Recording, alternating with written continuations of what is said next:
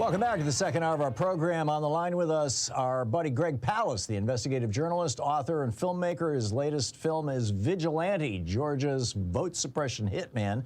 The website, vigilantemovie.com, and it is airing free through this weekend, thanks to the DiCaprio family.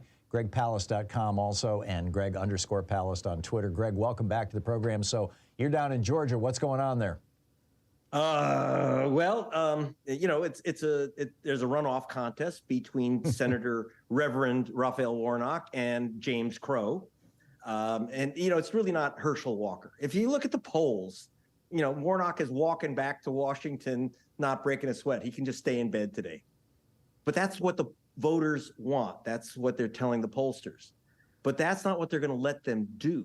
So, for example, you have to understand, I was at the last day of early voting.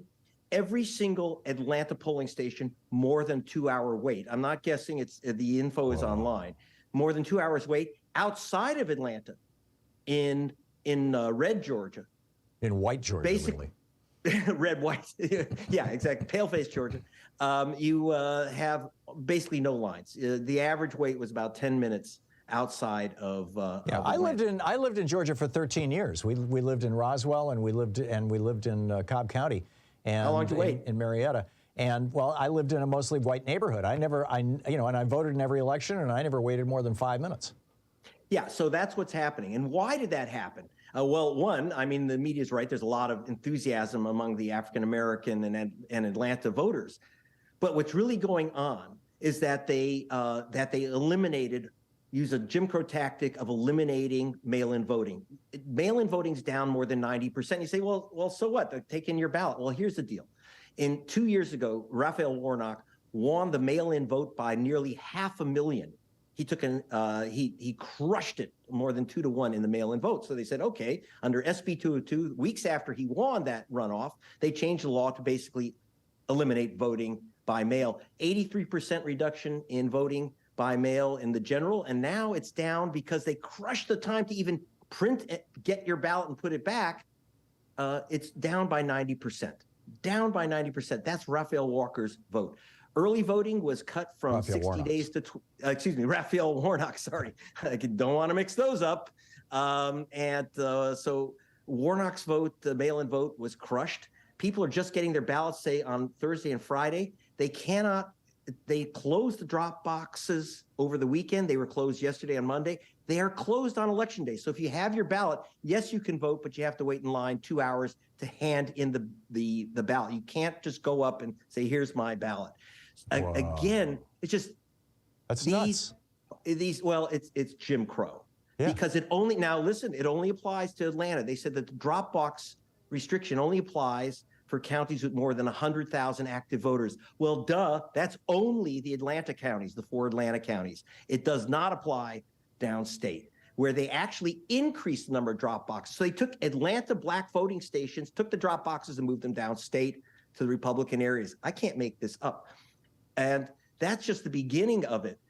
So you also have, so you have the drop box drop off. You have the mail-in voting. Again, that was Raphael Warnock's vote was crushed. You have the long lines in Atlanta with no lines downstate. And it was raining this morning.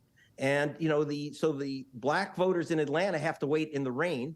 Schools are closed. They were very sharp about that. They know that the student vote goes to Raphael Warnock. And so a lot of students have left they have the big giant schools like my daughter's school, SCAD, literally hundreds of thousands of students have left the state. So they have to vote by mail and they can't. So it is, they put a big Jim Crow thumb on the scale here. I could tell you, if how's it going to come out? If it goes by the polls, by what people want, there's no contest. But as we know, out of 4 million votes, Raphael Warnock only was ahead in the general election by 35,000 votes.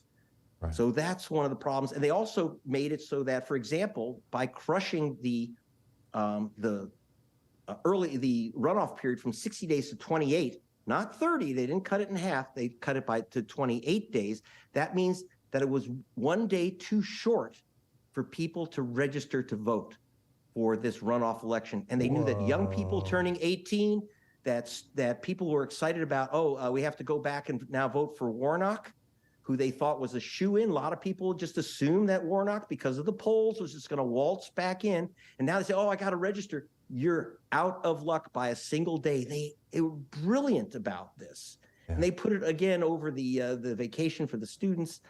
One trick, one nasty little trick after another. Well, now the student vacation, I mean, isn't that something that's kind of set in stone years in advance, or did they flip? I mean, how does the state have the power to change universities? They didn't change the vacation schedule. What they do is they knew what the vacation schedule was. Oh, they put the election right in the middle of the vacation intentionally. They cut it.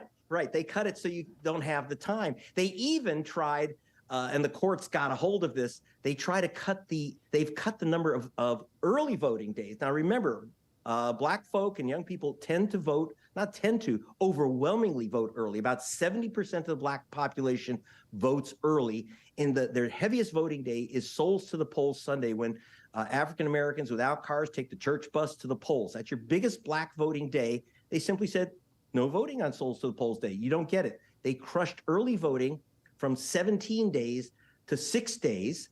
And one of the reasons it was 6, and they had it, but the courts ordered 1 extra day because they aimed this. You'll love this. They said in the law, you can't have early voting a day after a state holiday. They have a state holiday on what we call Black Friday, but here it is Robert E. Lee Day.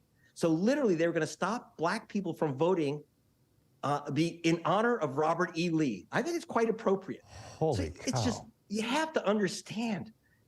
You have to understand how vicious it is. And then they took the drop boxes. Again, this is the major way that African Americans in Atlanta's vote.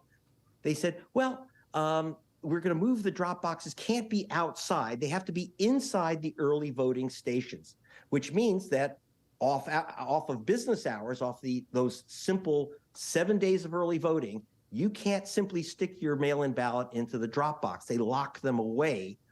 And so what's the point of even trying to put the ballot in the ballot box? It's just not there. So the Brian Kemp and Brad Raffensperger, the Secretary of State, Perjurer-in-Chief, have succeeded in basically throwing up every conceivable option to easy voting in the metro areas with large black populations, right, and have made it extraordinarily easy to vote, and even to vote by absentee ballot with a drop box in the white rural areas. That's the bottom line here, right? That's the bottom line. It's a real Jim Crow election, and that's why it's amazing to me that the New York Times virtually endorsed Brian Kemp for president yesterday. The Wall Street Journal has officially endorsed Brian Kemp, the governor, for president.